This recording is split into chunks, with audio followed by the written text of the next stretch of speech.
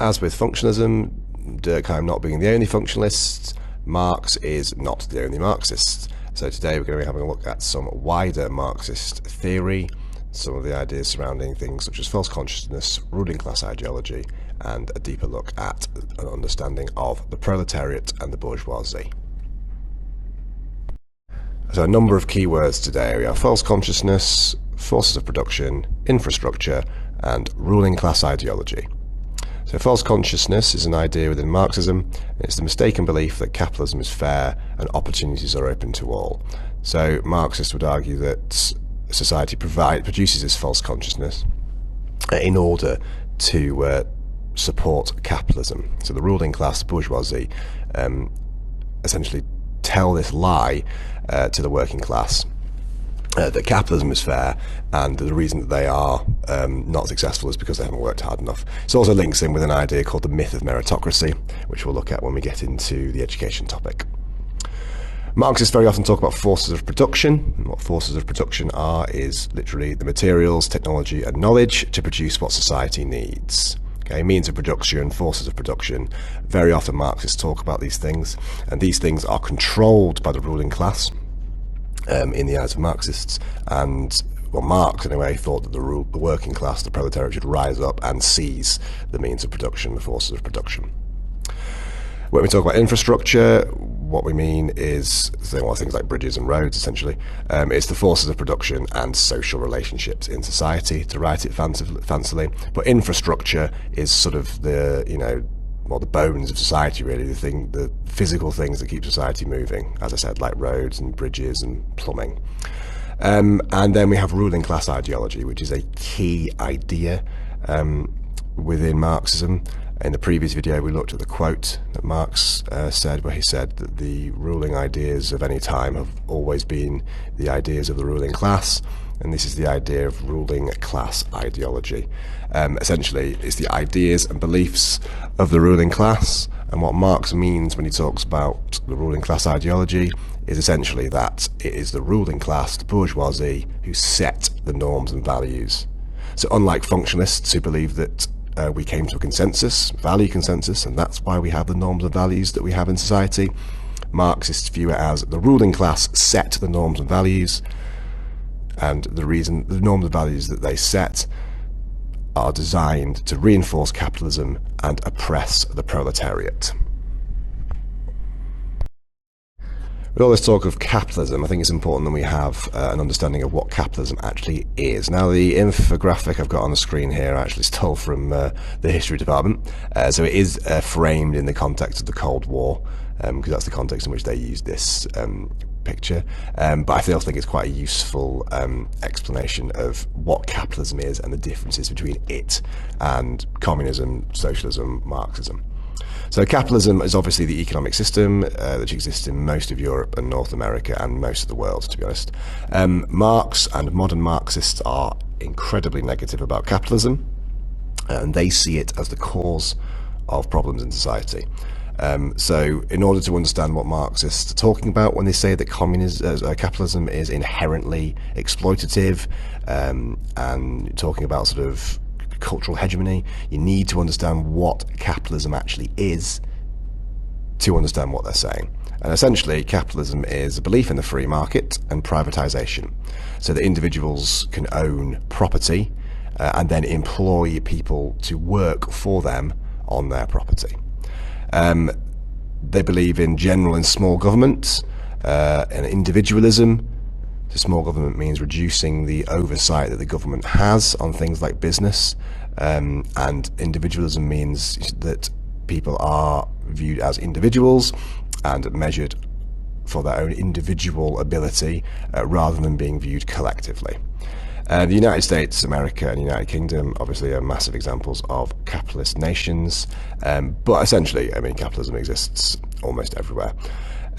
Marxism suggests that capitalism is inherently exploitative, and the reason that it exists everywhere is not because it's good for us. It's because we've been sold this lie by the ruling class. Marxists would argue that capitalism enriches the ruling class and oppresses the working class, and the reason that it is perpetuated and been normalised is because we've been sold this lie through this false consciousness. So here we have a pyramid here that sort of, pretty tongue-in-cheek way, but references what Marxists, or how Marxists view society. So we've got the rulers at the top, and we've got religion there acting as a way of tricking the working class into accepting their fate. We've got the army and the police there who use force to enforce social norms. Then we've got the rich bourgeoisie, people who are eating all the food that the workers make, and at the very bottom of the pyramid we've got the workers. And as it says there, they work for all and they feed all. So the Marxist conception of society is that without the working class, society would crumble.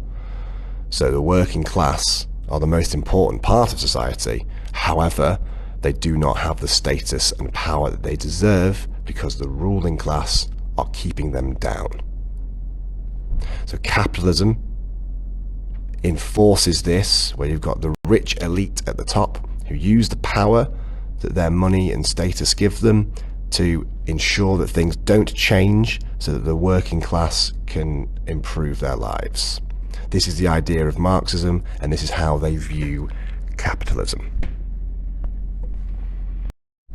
So moving away from thinking exclusively about capitalism and class, we are going to have a look at Marxist perspective on the family.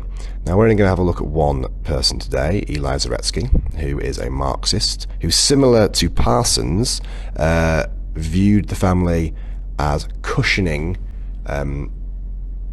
the worker. Now, obviously, functionalists in the warm bath theory, Parsons, viewed this as in a positive way, as in removing the stresses from the worker so that they can go about their day. Whereas Zaretsky saw this in a very different way. Zaretsky saw the family providing a cushion from the effects of capitalism. So the family allows the worker to relax, refresh, and unwind after a day's work.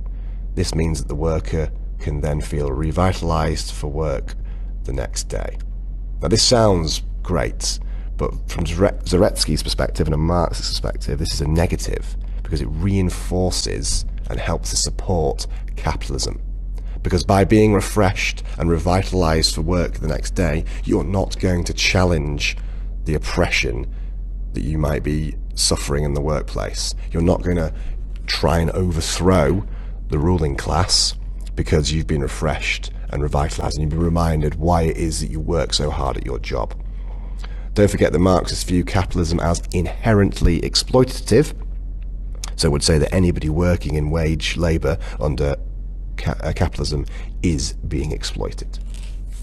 So the cushioning effect is the idea that the family washes away the stresses of work and as such takes away any sort of revolutionary ideas within the worker. Zaretsky also says that the family separates and fragments individuals from the rest of the community and creating a cult of the private life. And this stops the revolution from happening because it means that we focus more on the needs of our individual family rather than the needs of the community as a whole. And Zaretsky would say that this stops revolution in form of divide and conquer. We were being divided so that the ruling class can continue to conquer us. Also, capitalism encourages pester power, where children are brought up to do what parents tell them. Sorry, no, that's not pester power. Pester power is where children beg for things, basically. Mummy, can I have those sweets? Can I have that toy? And that helps reproduce this idea of families being consumer units. So you must continue working because you need to buy the things that your children want. Also, children are brought up to do what parents tell them, and this prepares children for accepting authority at school and work. So very similar to functionalists in terms of we've got primary socialization, we've got serving the needs of the economy, we've got revitalizing you after a day's work.